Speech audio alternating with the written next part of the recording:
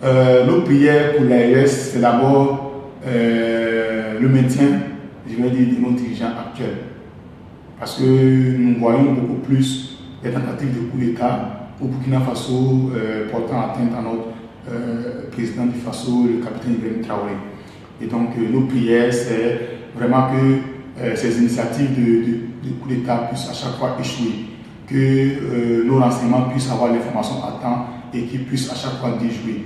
Et la prière ultime que nous avons, c'est que toutes ces personnes qui sont dans cette dynamique-là, que Dieu les touche véritablement et qu'ils puissent abandonner ces initiatives-là, qu'ils comprennent enfin la vision que sont en train de mettre en place nos différents dirigeants et qu'ils se décident définitivement de les accompagner.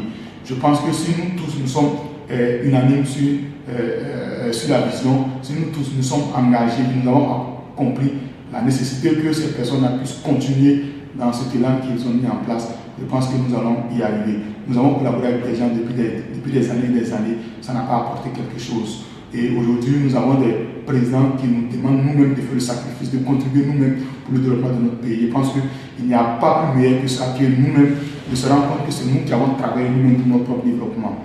Et c'est notre prière vraiment que ces présidents puissent demeurer, aller jusqu'au bout de leur mission et qu'on puisse les comprendre, qu'on puisse les accompagner dans cette mission-là.